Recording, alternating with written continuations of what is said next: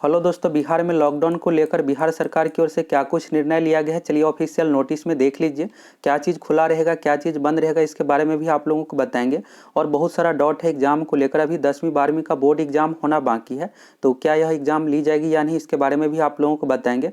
और अन्य परीक्षाओं का रिजल्ट पेंडिंग है, जैसे दरोगा परीक्षा का रिजल्ट दिया जाएगा तो रिजल्ट पर भी क्या इससे प्रभाव पड़ेगा।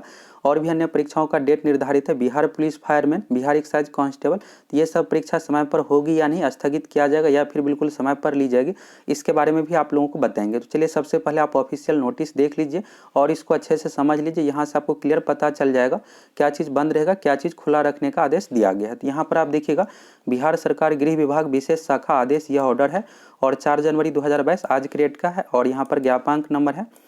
बाकी यहाँ पर डिटेल्स में बताया गया, गृह सचिव भारत सरकार की ओर से 27 दिसंबर 2021 को राज्यों को निर्देश दिया गया है। और यहाँ पर कोरोना के कारण से स्थिति को आकलन से संबंधित, तो कोरोना की रोकथाम हेतु आपदा प्रबंधन अधिनियम के प्रासंगिक प्रावधानों के अंतर्गत निर्दिष्ट उपाय कर सकती है। तो भारत सरकार की ओर से राज्य सरकार को निर्देश दिया गया है 27 दिसंबर को, और उसी के अकॉर्डिंग यहाँ पर फैसला लिया गया है और इसमें पूरे डिटेल्स में दिया गया है। यहाँ पर देखिएगा, कोरोना वायरस जनित महामारी की तीसरी लहर से देश के अनेक राज्यों में कोरोना पॉजिटिव मामलों की संख्या में वृद्धि हुई है। और दिनांक 4 जनवरी 2022 को राज्य में कोरोना संक्रमण की वर्तमान स्थिति की समीक्षा की गई है। और समीक्षा के क्रम में पाया गया कि राज्य में भी पिछले कुछ दिनों में कोरोना पॉजिटिव मामलों की संख्या में अप्रत्याशित वृद्धि हुई है, यानी बहुत ज़्यादा वृद्धि हुई है। अतः वर्तमान स्थिति में परिक्षेप में स्थितियों पर व्यापक नियंत्रण हेतु दिनांक 6 जनवरी 2022, यह जो लागू हुआ है ऑर्डर 6 जनवरी 2022 से, कल नहीं लागू है, परसों से यह लागू हो जाएगा। तो 6 जनवरी 2022 से लेकर के 21 जनवरी 2022 तक निम्नांकित प्रतिबंध लगाने का निर्णय लिया गया। यहाँ पर जो भी प्रतिबंध दिया हुआ ये 6 जनवरी से लागू होगा 21 जनवरी तक, यानी 15 दिनों के लिए है। फिर यहाँ पर 21 जनवरी से पहले फिर से आपदा प्रबंधन विभाग का बैठक होगा और फिर यहाँ पर निर्णय लेंगे क्या कुछ आगे यहाँ पर बंद किया जाएगा। तो अभी देख लीजिए क्या कुछ बंद है।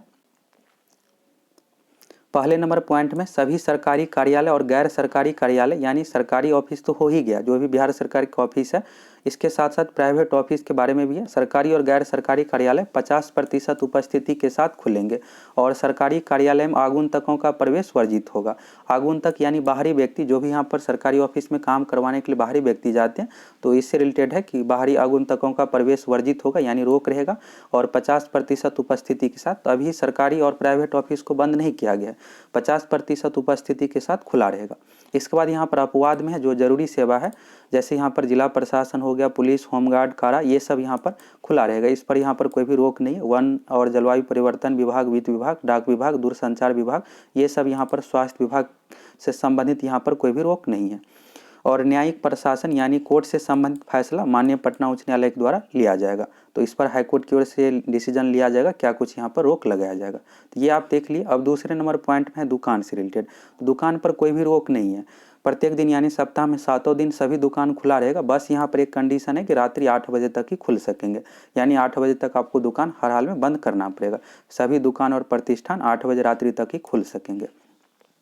और आगे नाइट कर्फ्यू भी लगाया गया है, तो इसके बारे में आगे बताया गया। और इसमें अपवाद में है, जैसे जरूरी सेवा में हो गया बैंकिंग, बीमा, और इसके बाद ई कॉमर्स से जुड़े जो भी हो गया, ऑनलाइन शॉपिंग से संबंधित, कृषि से संबंधित, प्रिंट इलेक्ट्रॉनिक मीडिया, इस सब पे रोक नहीं है। Cold storage, petrol pump, LPG, petroleum, ये सब यानी खुला रहेगा। तो इस पर 8 बजे का कंडीशन रही नहीं है, रात्रि 8 बजे तक। और ठेला पर फल एवं सब्जी घूम घूम कर बिक्री जो करते, इस पर भी रोक नहीं है। इसके बाद यहाँ पर देखिएगा, दुकानें प्रतिष्ठान संचालन निम्नलिखित शर्तों के साथ किया जाएगा, यानी हमेशा मास्क पहनना होगा, 2 गज की दूरी, ये सब व्यवस्था जो भी सोशल डिस्टेंसिंग से संबंधित है ये आपको पालन करना पड़ेगा। अगर आप नहीं पालन करते हैं, मास्क नहीं लगाते हैं, 2 गज की दूरी, ये सब पालन नहीं करते हैं, तो यहाँ पर जिला प्रशासन की ओर से आपके खिलाफ कार्रवाई भी की जा सकती है। तीसरे नंबर पॉइंट में यहाँ पर एग्जाम को लेकर क्लियर हो जाएगा, शिक्षण संस्थान के बारे में है। तो अभी जो यहाँ पर बंद जो किया गया है प्री स्कूल को, प्री स्कूल यानी पहली क्लास से लेकर 8वीं तक के कक्षा को बंद कर दिया गया। ये यानी कोचिंग भी बंद है और स्कूल भी, दोनों तरीके से बंद है। इसके ऊपर का बंद नहीं किया गया है। यहाँ पर आप देखिएगा, प्री स्कूल से 8वीं कक्षा तक, यानी 8वीं कक्षा तक बंद कर दिया गया। और विद्यालय एवं कोचिंग संस्थान बंद रहेंगे। तो कोचिंग भी बंद है और स्कूल जो भी हो गया ये भी बंद है। प्राइवेट स्कूल हो या फिर सरकारी स्कूल हो, दोनों तरीके से बंद रहेंगे। किंतु ऑनलाइन शिक्षण दिया जाएगा। तो ऑनलाइन पहले भी था, पिछली बार भी जब लॉकडाउन लगा था तो ऑनलाइन की व्यवस्था किया गया था, तो ऑनलाइन पर कोई भी रोक नहीं है।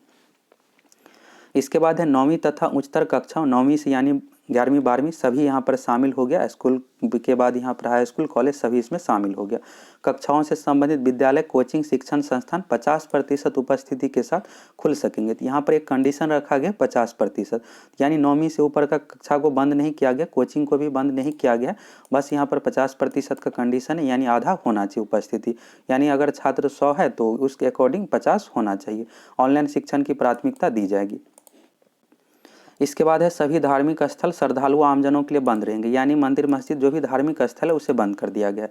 इसके बाद शॉपिंग मॉल को भी बंद कर दिया गया। Cinema hall, shopping mall, club, gym, park, उद्यान ये सब पूरी तरह बंद रहेंगे। इसके बाद रेस्टोरेंट में खाने को लेकर तो यहाँ पर इसे बंद नहीं किया गया, बस यहाँ पर 50% का कंडीशन है। और संबंधित प्रतिष्ठान में जो कोविड का दोनों टीका ले चुके होंगे वहीं पर यहाँ पर दिया गया, यानी होटल से संबंधित जो भी कर्मी है, रेस्टोरेंट से संबंधित, तो दोनों टीका होना चाहिए कर्मी को, स्टाफ को। इसके बाद विवाह समारोह के बारे में, तो विवाह में यहाँ पर 50 व्यक्तियों की उपस्थिति को इजाज़त दिया गया है और डीजे और बारात जुलूस पर पूरी तरह से यहाँ पर रोक लगा दिया गया, इजाज़त नहीं होगी। और 3 दिन पूर्व विवाह से संबंधित सूचना आपको संबंधित थाना को देना पड़ेगा।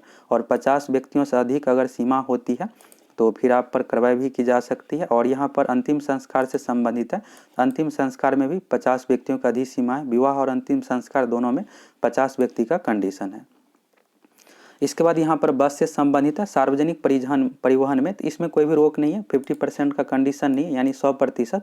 बस यहाँ पर ओवर क्राउडिंग, यानी जो भी यहाँ पर सीट है उससे अधिक भीड़ नहीं होना चाहिए। तो ये यहाँ पर दिया गया है परिवहन विभाग को कि सार्वजनिक वाहनों में बहुत ज़्यादा भीड़ नहीं होना चाहिए, सीट जिस अकॉर्डिंग है उसी अकॉर्डिंग यात्री होना चाहिए। और सभी यात्रियों को मास्क पहनना अनिवार्य होगा। बस हो गया, और इसके अलावा जो भी यहाँ पर सार्वजनिक परिवहन है जैसे ऑटो हो गया, टेम्पू, ये सब में यहाँ पर 100% की उपयोग की अनुमति है, बस यहाँ पर भीड़ नहीं होना चाहिए। इसके बाद है निजी वाहनों में सार्वजनिक स्थानों मार्गों पर पैदल चलने वालों के लिए हमेशा मास्क पहनना अनिवार्य होगा। आप मार्केट बिना मास्क का नहीं जा सकते, मास्क पहनकर जाना है। नहीं जाने पर तो वहाँ जो भी जिला प्रशासन उसके द्वारा आप पर फाइन भी लगाया जा सकता है। इसके बाद है सभी प्रकार की सार्वजनिक, निजी प्रकार की सामाजिक, राजनीतिक, यानी ये रैली हो गया, धरना प्रदर्शन और धार्मिक आयोजन से संबंधित है, 50% क्षमता एवं 50 व्यक्तियों की अधिक सीमा तथा कोविड अनुकूल व्यवहार से संबंधित है, SOP का आपको पालन करना पड़ेगा। तो यहाँ पर हो गया सामाजिक, राजनीतिक, मनोरंजन, खेलकूद, शैक्षणिक, सांस्कृतिक, धार्मिक आयोजन से संबंधित है, 50% से रिलेटेड यहाँ पर दिया हुआ है। आयोजन के लिए यहाँ पर जिला प्रशासन की पहले आपको अनुमति लेना पड़ेगा। अगर अनुमति दी जाती है तो सामाजिक, राजनीतिक और जो भी यहाँ पर खेलकूद, शैक्षणिक है, ये सब आप आयोजन कर सकते हैं। अगर नहीं दी जाती है तो फिर आप नहीं कर सकते। इसके बाद है राज्य में रात्रि 10 बजे से 5 बजे तक नाइट कर्फ्यू लागू रहेगा। तो 10 बजे से 5 बजे तक नाइट कर्फ्यू लागू कर दिया गया और उक्त अवधि में निम्न अनुमान्य हो गए, यानी नाइट कर्फ्यू में सिर्फ जो जरूरी सेवा जैसे एम्बुलेंस हो गया, हॉस्पिटल से संबंधित जो भी यहाँ पर कर्मी वहीं सब जा सकेंगे, बाकी सभी के लिए एक तरह से रोक रहेगा। तो नाइट कर्फ्यू लागू हो गया है बिहार में। और यहाँ पर अपवाद में देखिएगा तो स्वास्थ्य से जुड़ी गतिविधियाँ, इस पर रोक नहीं रहेगा। और इसके बाद है कार्यालयों से सरकारी वाहन पर भी रोक नहीं रहेगा, सभी प्रकार के मालवाहक वाहन पर रोक नहीं रहेगा। और अगर आप ट्रेन से यात्रा कर रहे हैं तो उस कंडीशन में भी आपके पास टिकट होना चाहिए, तो रोक नहीं रहेगा। हवाई जहाज़ या ट्रेन की यात्री कर रहे हो तो निजी वाहन से, तो इस पर रोक नहीं रहेगा।